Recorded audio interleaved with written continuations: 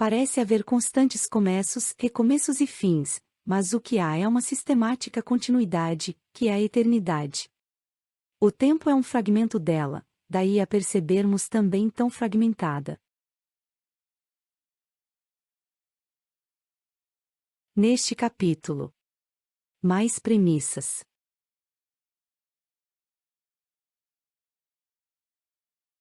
A maturidade sexual das meninas ocorre cerca de 4 anos antes que a dos meninos, 8x 12 anos.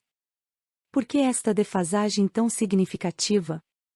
Por que haveriam de amadurecer tão antes? Isto sugere que deve ter mesmo havido a possibilidade de autofecundação ou intercruzamento ao longo de todo este período no passado, senão esta grande antecipação da maturação sexual não faria sentido. O que quero dizer é que, se fossemos feitos para iniciarmos a atividade reprodutiva ao mesmo tempo, esta defasagem não haveria de existir. Já que não é o caso, por que antecipar tanto a maturidade das fêmeas? Logo, alguma autonomia reprodutiva tem que ter havido. Os machos também temos ciclos hormonais bem definidos, principalmente da testosterona, embora não tão regulares e sofisticados quanto o das fêmeas, que resulta no ciclo menstrual. É mais pronunciado ao longo do dia, mais testosterona pela manhã, do que ao longo do mês, podendo ser notado em períodos de 4 a 12 semanas.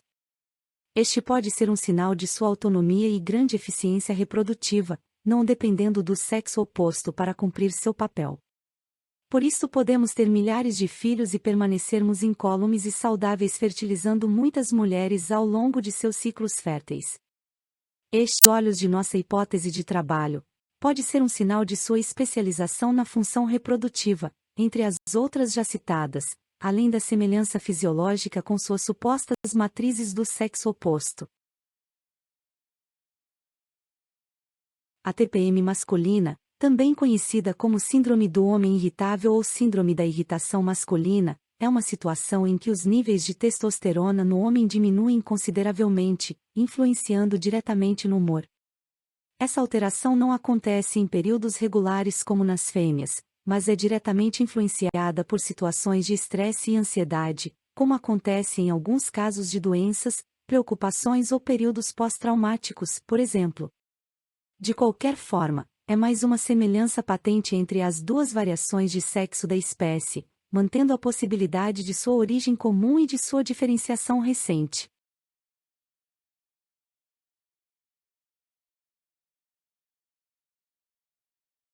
A densidade corporal é menor nas mulheres, mostrando que elas são mais adaptadas à água, nosso habitat primordial, como confirmam os melhores índices em natação delas que os deles, quando isolamos este quesito.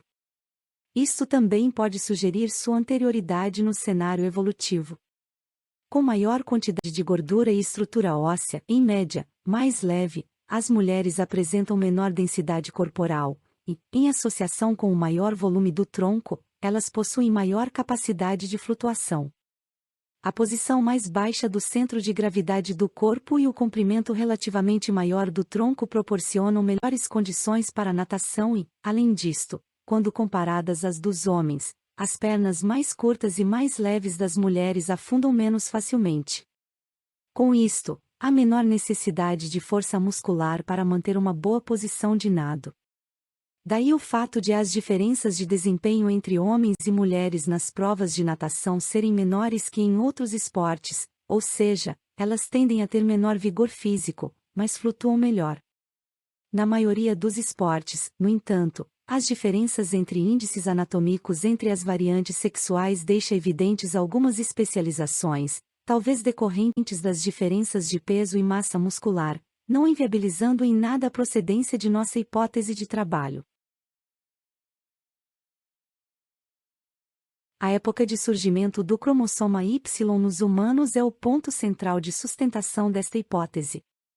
Em aves e mamíferos ele teria surgido muito antes do que em nossa espécie, entre 180 e 140 milhões de anos, em 3 diferentes momentos, primeiro em mamíferos e marsupiais, depois em mamíferos monotremados, ornitorrincos, que põem ovos, e depois em aves. Já nos humanos e em nossos ancestrais mais próximos, o Y, tal como se apresenta hoje, teria surgido entre 60 e 340 mil anos apenas, dependendo dos autores. Logo, muito depois da luz e de várias outras espécies que já tinham se arranjado em agrupamentos machos ou fêmeas, eventualmente pares. Logo, o dimorfismo sexual no reino animal parece ser muito anterior ao surgimento dos homens da nossa espécie.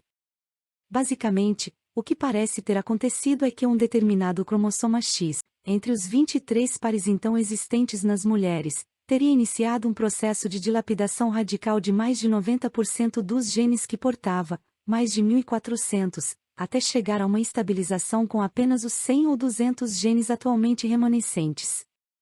Isto causou uma redução drástica de seu tamanho, peso e volume. Ao longo de todo este período, portanto, não pode ter havido homens, no máximo alguma forma precoce de transição. Enquanto acontecia esta erosão genética, os genes perdidos não teriam efeito direto e isolado sobre o perfil sexual da espécie. Esta especialização, no caso dos humanos, só deve ter se dado muito recentemente nesta escala, razão de ainda termos, os homens, mamilos, 2 testículos e os outros indícios aqui apresentados. Como sua existência e estabilidade são condições sine qua non para a diferenciação do macho, a defasagem de tempo entre sua formação em relação à formação dos cromossomas X torna a aceitação de nossa hipótese uma quase obrigação, a não ser que se disponha de novas informações que contradigam este cronograma geral, como deduzido e informado por inúmeros cientistas e estudiosos do assunto ao longo das últimas décadas. A eventual ausência do cromossoma Y, síndrome de Turner, não inviabiliza a vida, ainda que ela se torne bastante problemática nas mulheres portadoras. Já a ausência do cromossoma X no par sexual a inviabiliza completamente. Também aqui se percebe a prevalência do caráter feminino sobre o masculino em nossa espécie. Esta síndrome ocorre em apenas uma mulher a cada 3.000 nascimentos, devido ao grande número de abortos que chega a índices de 90 a 97,5%. Em resumo, como o cromossoma Y é um X erodido, se algum processo fosse capaz de lhe restituir os genes perdidos, ao voltar à condição de X o portador macho voltaria à sua condição de mulher, ou seja, como todo Y veio de um X, todo homem é que ter vindo de uma mulher, o que é exatamente a nossa hipótese.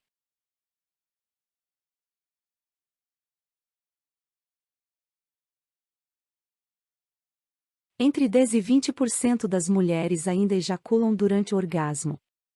Este percentual varia muito de acordo com os autores. Há 2 formas diferentes de ejaculação feminina, a que esguicha um grande volume de fluido incolor e inodoro, e outra que emite um fluido mais denso, bem assemelhado ao sêmen, esbranquiçado e espesso. A quantidade lançada durante uma ejaculação feminina, squirting, também apresenta variações. Pode ir de 0,3 a 5 ml. Mulheres que expelem volumes muito maiores que este, aliás, devem ser avaliadas por um uroginecologista, pode se tratar de incontinência urinária. O líquido é produzido na glândula de Skene. A existência dessa estrutura, na verdade, é um resquício embriológico que deve estar em extinção, já que não há razão objetiva para este fluido existir, nem como lubrificante, já que é expelido após a penetração peniana, nem como veículo de células reprodutivas ou algo que o valesse.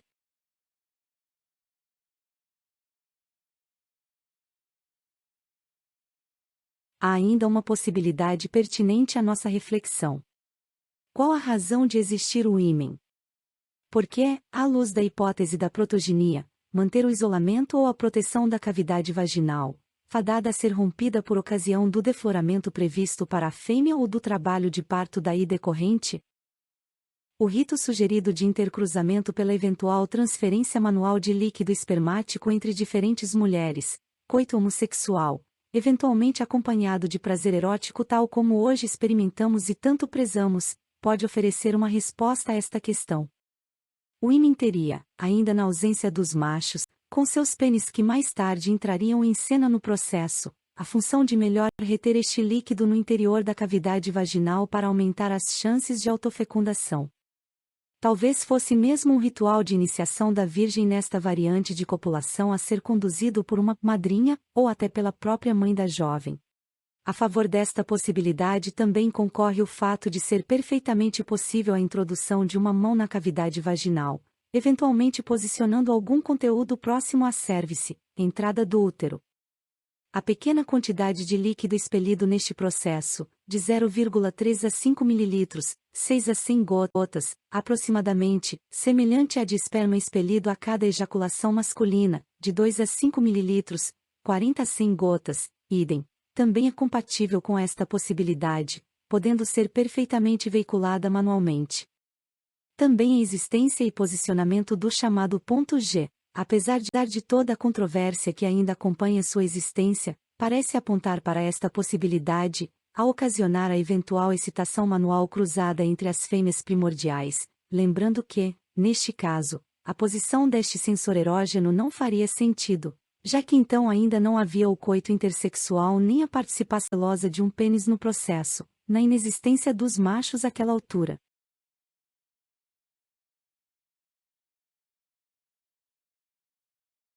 Ainda que a autofecundação seja uma alternativa rara entre os animais, atualmente observada apenas em alguns vermes, minhoca e algumas tênias, tantas são as formas de fecundação na natureza em todos os reinos, de forma autônoma ou cruzada, como também de gestação, intra ou extracorpórea, que mais esta não seria nenhuma surpresa ou anomalia.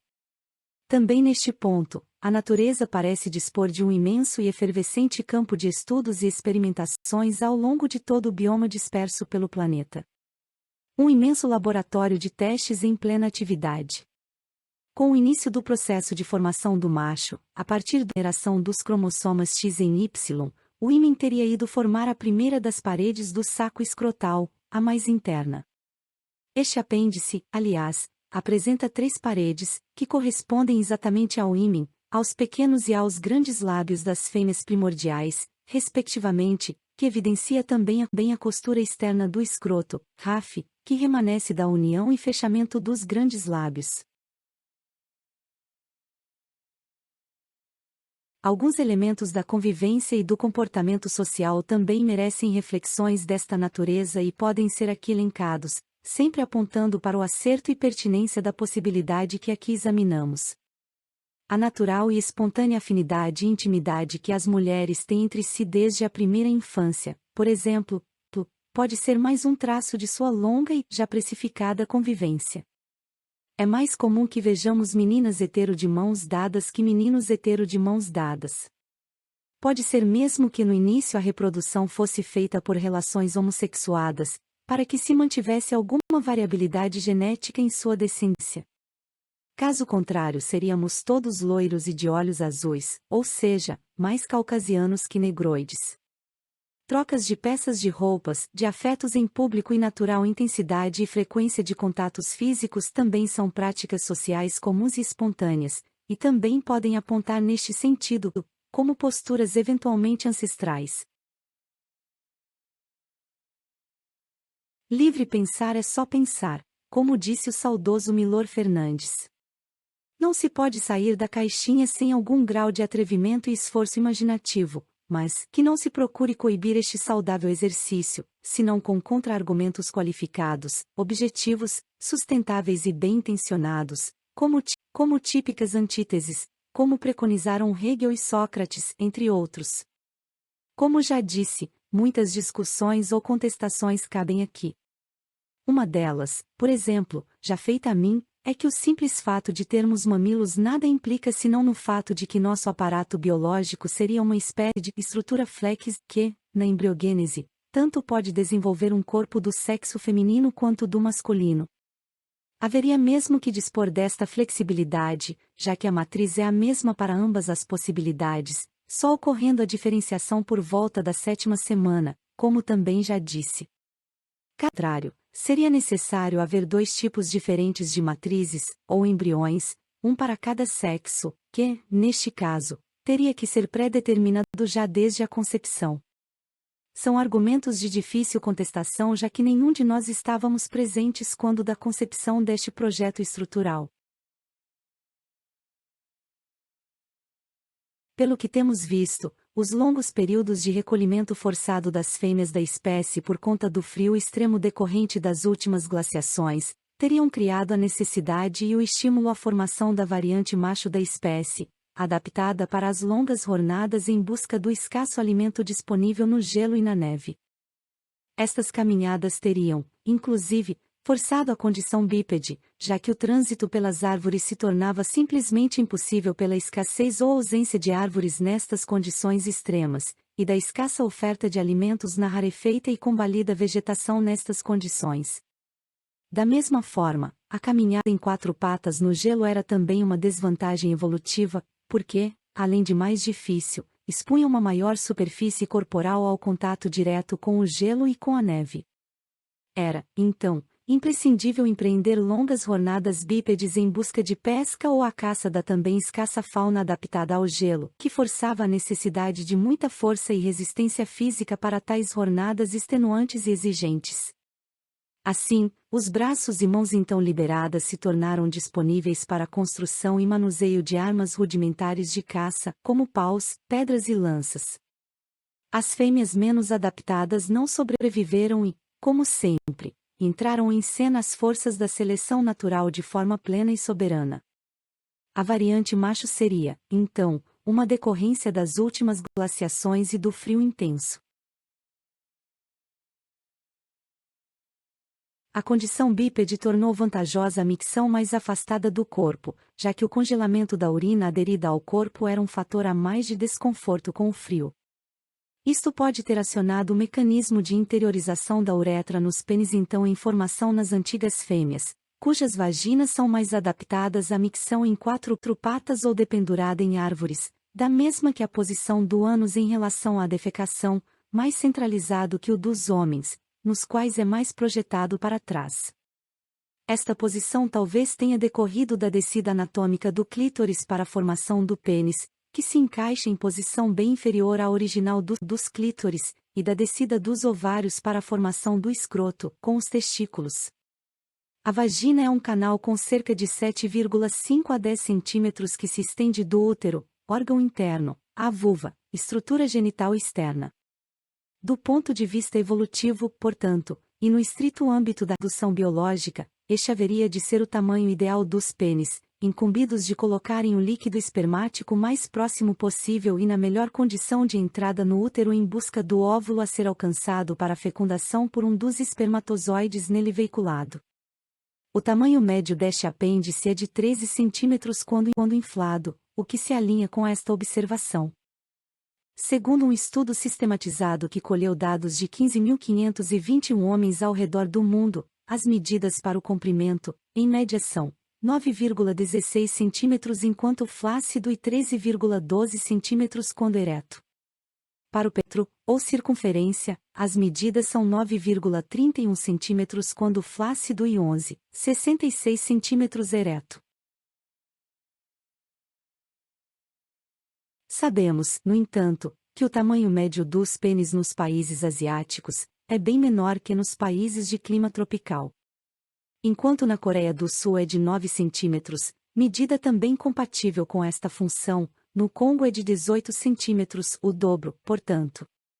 Será que esta medida tem alguma relação com o clima típico destes países? Pode ser que sim.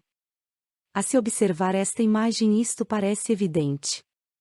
O que se depreende, de forma rasa, é que quanto maior o frio menor o tamanho dos pênis. A retração deste apêndice e dos testículos como reação imediata ao frio evidencia e confirma este fato. Sendo verdade, podemos então dizer que a recíproca é verdadeira, ou seja, quanto mais tropicalizado o clima maior será esta medida, o que sugere, inclusive, que, de fato, não é aquela única função dos pênis, já que a medida do canal interno das vaginas não acompanha este aumento de tamanho, pelo menos de forma tão expressiva. Ao que se sabe, a medida do canal interno da vagina é mais proporcional à altura da mulher, pouca relação tendo com o clima ambiente. O que tem isto a ver com nossa hipótese? A ser verdade que a variante macho tido uma decorrência do frio em um período glacial, mais próximos estariam da condição original de fêmeas os homens das regiões mais frias que os dos países tropicais. Os comportamentos e informações aqui relatadas permanecem sugerindo e apontando para a coerência desta hipótese. Em outras palavras, mais como decorrência que premissa, os homens dos países tropicais seriam mais evoluídos e diferenciados que os homens dos países de clima frio do ponto de vista estritamente reprodutivo e físico naquelas características e atributos pelos quais teriam sido criados, ou seja, força e resistência física, velocidade, aptidão para a caça e a pesca, habilidade reprodutiva e libido. A julgar pelos índices esportivos, particularmente nas Olimpíadas e maratonas, tal parece ser exatamente o caso. No próximo capítulo, veremos algumas das muitas decorrências da aceitação desta hipótese.